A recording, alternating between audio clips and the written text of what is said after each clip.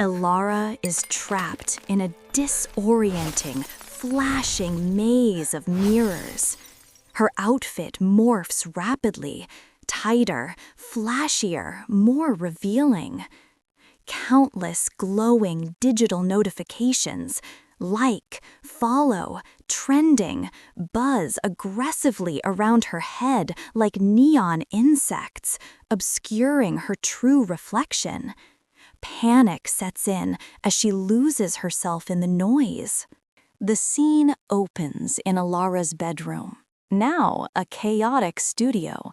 It has been transformed into a high-tech content creation zone. Multiple ring lights stand like bright, blinding sentinels. Tripods hold cameras at various, calculated, flattering angles.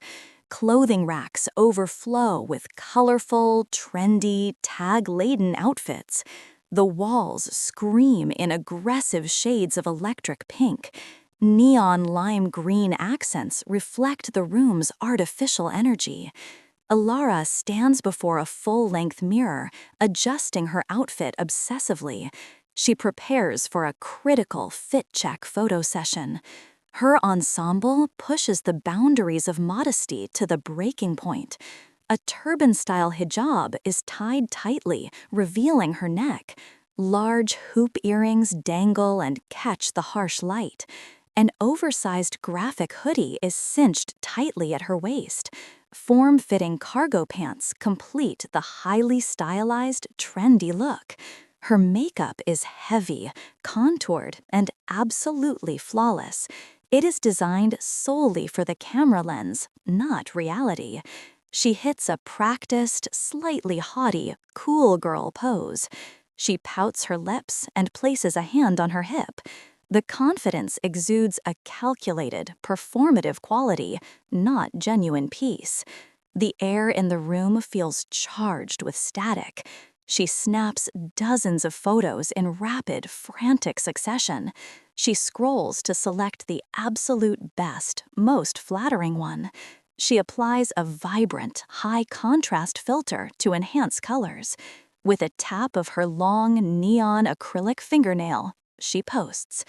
It goes live to her massive, waiting social media following. Almost instantaneously. Before she can even put her phone down, it reacts. Elara's screen begins to light up and vibrate violently. A relentless barrage of notifications floods the lock screen. It becomes a blur of likes and heart emojis. Adoring comments scroll faster than she can possibly read them. "Queen, where did you get that? Obsessed with this look. Goals. Fire emoji, 10. Elara's face lights up with a genuine, intense rush. It is a dopamine-fueled wave of pure pleasure and validation. She scrolls greedily through the comments, drinking them in. Her heart rate quickens with every new notification sound. In this specific moment, she feels profoundly, deeply seen. She feels important, relevant, and adored by the masses.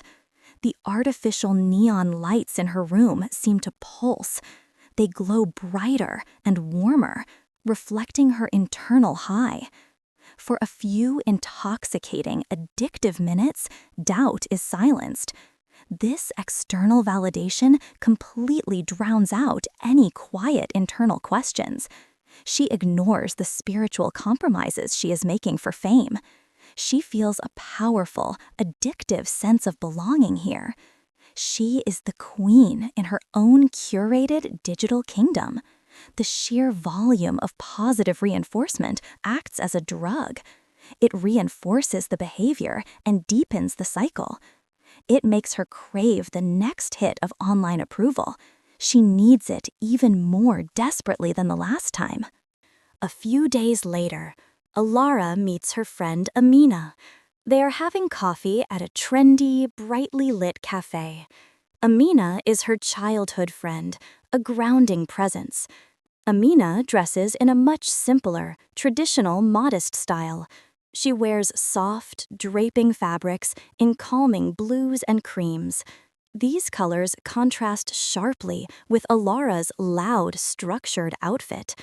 Amina gently, cautiously broaches the subject of Elara's recent posts.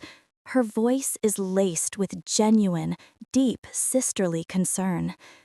"Elara," she says, choosing her words with extreme care, "I love your creativity and success. It's truly amazing. But some of your recent outfits seem very different. They seem a bit far from the hijab we know. They drift from the values of Haya we grew up cherishing. Are you truly comfortable and happy with that direction?" Elara immediately becomes defensive, her walls going up instantly. She crosses her arms, creating a physical barrier. Her neon orange acrylic nails tap impatiently on the table. "Amina, you just don't understand modern fashion," she retorts sharply. Her tone is dismissive, superior, and sadly condescending. "This is what's trending now. Modesty evolves. It's not static. I'm making it modern, approachable for everyone. You're just stuck in the past."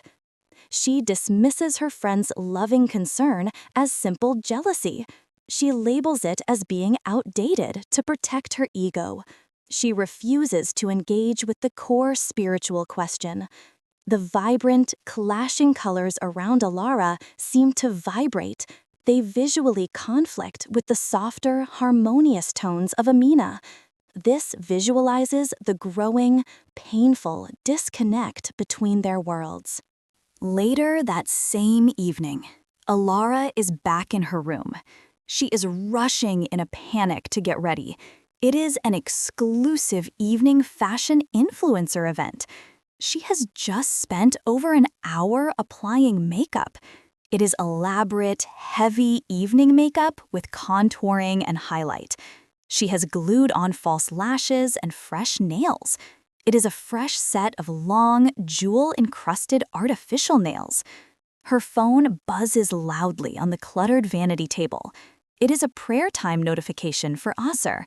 She glances at the clock, panic flaring in her chest. She looks at her flawless, artificial reflection in the mirror. To pray now, she would need to remove everything. She must fully remove the heavy makeup to perform wudu. She must pry off the glued nails for valid ablution. This would ruin her entire look completely. It would take at least 40 minutes to redo everything. A sharp pang of genuine spiritual unease twists her gut. It is a feeling she is getting better at ignoring, but it is still there, gnawing at her conscience.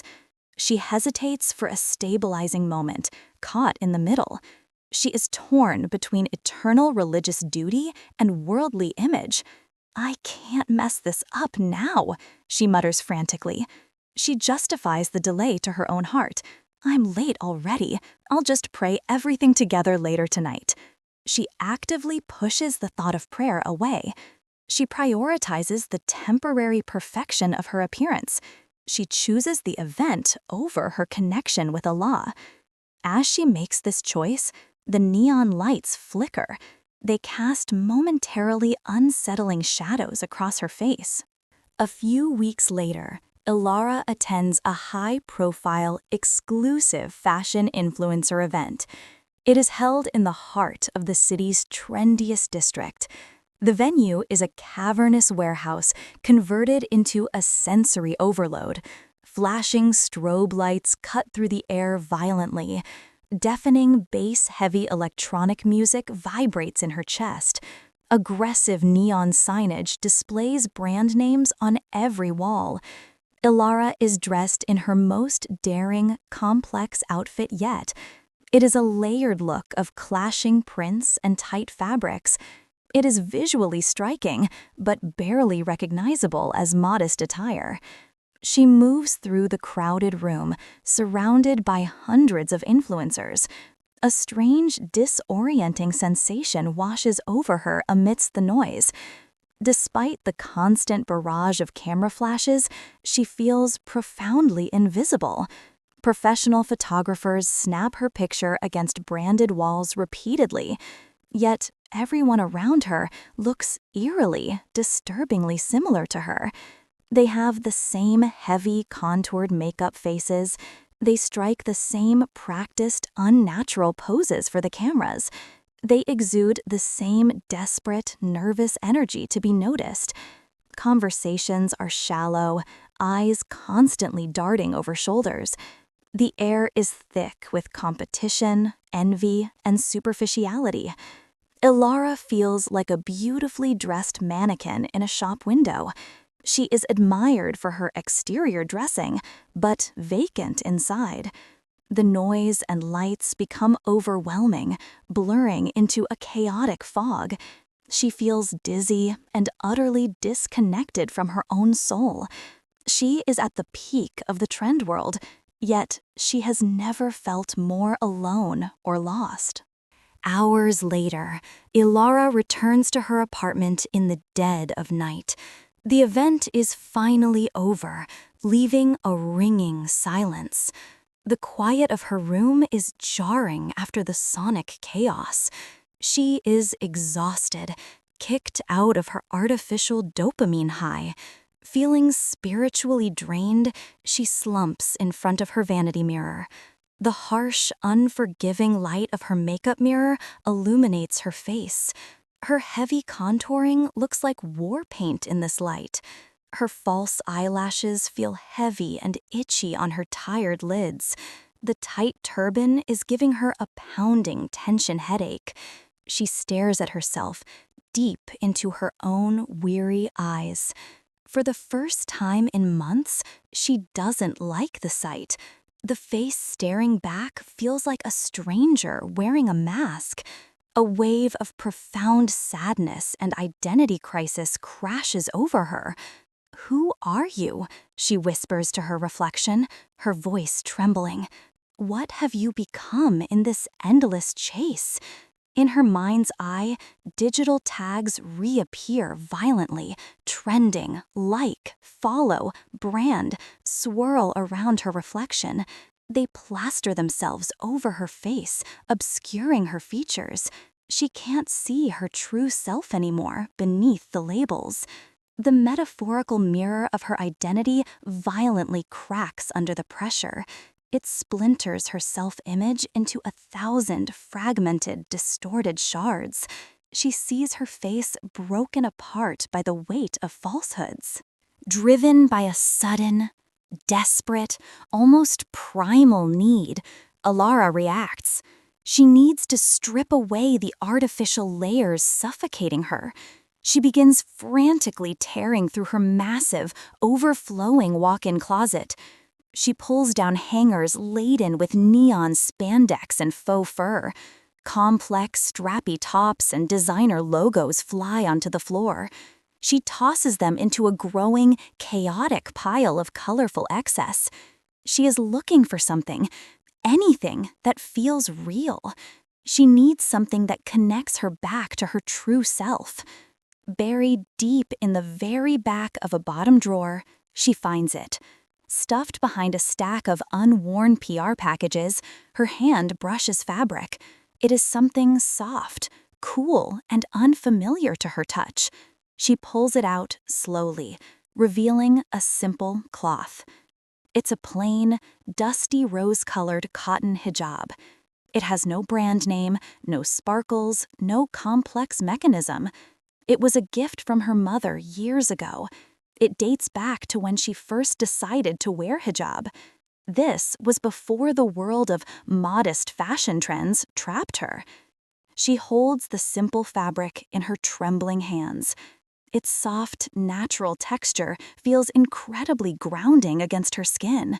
It contrasts sharply with the scratchy synthetics she's been wearing. A wave of powerful nostalgia washes over her spirit. It brings with it a memory of a simpler, purer time. She remembers a time when her faith was just between her and Allah. Elara stands in the middle of her chaotic room. She is surrounded by the debris of her fashion obsession.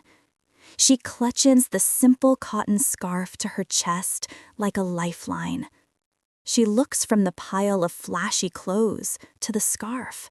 The contrast is staggering. They represent two different souls. It's not just clothing, it's two different directions for her life. Slowly, reverently, with trembling hands, she wraps the simple scarf. She styles it in a basic, draping way, covering her chest. She looks back into the cracked mirror, holding her breath. The heavy makeup is still there, clashing with the simplicity. But framed by the simple, unpretentious scarf, her eyes look different. They look softer, more vulnerable, more human, and strangely, more beautiful. In that moment of quiet realization, deep within her chest, it happens. A tiny, warm, golden spark of divine light ignites. It pierces through the neon haze that has clouded her heart. She remembers that true beauty and true Haya are simple. Modesty is not about attracting attention with complex layers. It is about simplicity, humility, and dignity meant for Allah alone. It is not for the internet, nor for the validation of strangers. The neon lights in her room seem to dim significantly. They are replaced by a softer, warmer, more natural glow. The artificial buzz fades, leaving a sacred silence. Standing in the quiet stillness of her room, wearing only the simple, dusty rose scarf, Elara looks down at her phone. It buzzes fiercely on the vanity table, a physical manifestation of the noise in her head. With a trembling hand, she picks it up one last time. The screen is cluttered with endless notifications, demands for her attention, and artificial praise. She navigates with sudden, fierce determination to her social media profile settings. Her finger hovers over the red Deactivate Account button. A wave of intense fear washes over her. This profile is her entire identity, her audience, her validation. Who is she without it? But then she looks in the mirror at the simple scarf and remembers the peace she felt. With a deep, shaky breath, she presses Deactivate. A confirmation pop-up appears. Are you sure? She presses yes without looking back. The screen goes black, then returns to a generic login page. The buzzing stops instantly. The silence in the room deepens, but it's no longer oppressive. It feels like the first deep breath after holding it for years. She puts the phone face down on the nightstand, severing the digital umbilical cord. Next, Elara moves determinedly to the bathroom sink. The harsh fluorescent light highlights the heavy, cakey layers of contouring, foundation, and artificial lashes on her face. It looks alien to her now. She turns on the warm water and grabs a strong makeup remover balm. She begins to scrub her face vigorously. It takes real effort to dissolve the layers of waterproof products. Black mascara streaks down her cheeks like dark tears of release. She peels off the heavy false eyelashes, feeling a physical relief on her eyelids. She soaks her neon acrylic nails in acetone, impatiently scraping away the artificial plastic tips until her own short, natural nails are visible underneath, looking raw and tender. Finally, she splashes cool, clean water on her bare face and pats it dry with a soft towel. She looks up in the mirror. Her face is clean, pale without the bronzer, and slightly red from scrubbing. But her eyes look bright, clear, and human. She touches her cheek, feeling real skin for the first time. She smiles, a small, tentative, genuine smile that reaches her eyes. She recognizes herself again. The next morning, energized by a new sense of purpose, Elara tackles the physical manifestation of her trend trap, her closet. She grabs large black garbage bags and begins pulling down hangers with ruthless efficiency. Into the bags go the neon crop tops, the ultra-tight dresses that barely covered anything, the ripped jeans, the towering, impractical heels, and the flashy accessories meant only for Instagram photos. As she works, the air in the room seems to physically clear. The visual chaos of clashing bright colors is replaced by empty space and peace. She is left with a small, curated section of modest, loose-fitting clothes in calming, natural tones: creams, soft browns, sage greens, and navy blues. She folds the simple, dusty rose scarf neatly on a shelf. The room, once a shrine to consumerism and vanity, now feels like a sanctuary. The neon LED strips on the ceiling are turned off for good, replaced by the soft, natural morning sunlight streaming through the window. The transformation of her space reflects the transformation of her soul. An hour later, Elara steps out of her apartment building lobby and onto the busy city street. She is wearing a flowing, oatmeal-colored linen dress, wide-leg trousers, and the simple, dusty rose cotton hijab draped loosely around her face. No heavy makeup, just moisturizer and lip balm. No heels, just comfortable flats. For the first few seconds, she feels intensely self-conscious, almost naked without her usual armor of trendiness. She braces herself for stares or judgmental looks, but as she merges into the crowd, she realizes something profound. Nobody is looking at her. The frantic energy of needing to be noticed is gone. She feels light, anonymous in a liberating way, and deeply comfortable in her own skin. The sun feels warmer on her face without the layers of foundation. The wind feels soft against the cotton scarf. She takes a deep breath of fresh air, walking with a new kind of confidence. Not the performative swagger of an influencer, but the quiet, grounded dignity of a woman at peace with her creator and herself. Elara meets her friend Amina again at the same cafe from earlier in the story. The visual contrast between this meeting and the last one is striking. Elara arrives looking radiant in her simple, modest attire. Amina looks up from her book, surprised, and then a warm, knowing smile spreads across her face. There is no defensive posturing from Elara this time, no tapping neon nails. Elara sits down and reaches for Amina's hands across the table. "You were right," Elara says softly, her voice genuine and humble. "I was lost in the noise. I thought I was modernizing modesty, but I was just diluting it until it meant nothing. Thank you for telling me the truth even when I didn't want to hear it." Amina squeezes her hands back warmly. "Welcome back, Elara," she says gently. They talk for hours, not about trends or followers, but about life, faith, and real struggles. The connection is deep and authentic, restored by Elara's return to her true self.